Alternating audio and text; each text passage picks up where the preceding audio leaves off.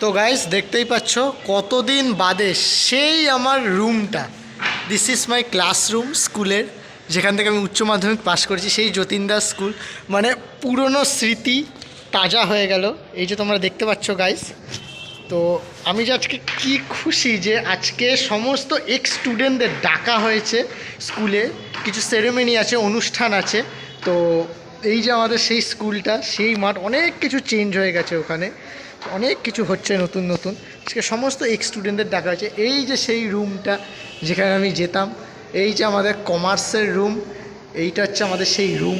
ওকে, তো পুরনো স্মৃতি খুবই ভাল লাগছে, মানে কি বলবো, বলে বোঝাতে পারবো না। এখন আমি মন থেকে চাই আমি যেন সেই স্কুল লাইফটাকে যেন ফিরে যেতে চাই, কিন্তু এইখানে আর কোনো রাস্তা নেই। ফিরে যেতে চাইলেও আমি সেটা পারবো না।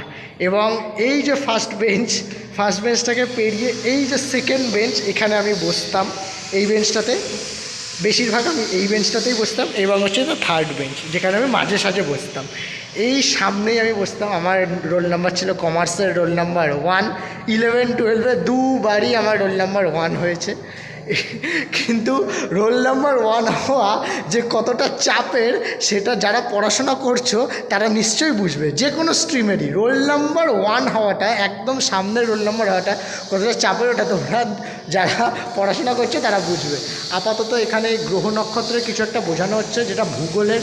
এটা আমি জানি না কমার্সে কেন বোঝানো হচ্ছে, হয়তো এখানে হয়তো বাচ্চাদের কোনো ক্লাস হয়েছিল, ঠিক আছে। 10-9 হবে, 11-এর না, সরি।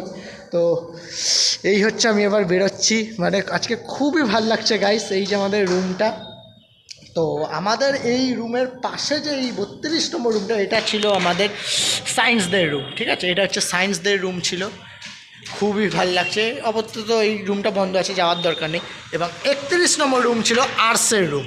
আমাদের কমার্সের সাথে আর্টসদের খুব ভালো একটা মিল ছিল। আর্টসের যত বন্ধুরা আছে, অবশ্য ওরা এসেছে নিচে। তো এটা হচ্ছে আর্টসদের রুম। আর্টসদের রুমে আমরা অনেকবার এসেছি, বসেছি, ক্লাস করেছি। ওরাও আমাদের কমার্সে এসেছে, বসেছে, ক্লাস করেছে একসাথে। তো বন্ধুদের সাথে সেই দেখা হলো, খুব ভাল লাগছে গাইস। তো গাইস দেখতেই পাচ্ছ কতদিন বাদে সেই আমার রুমটা।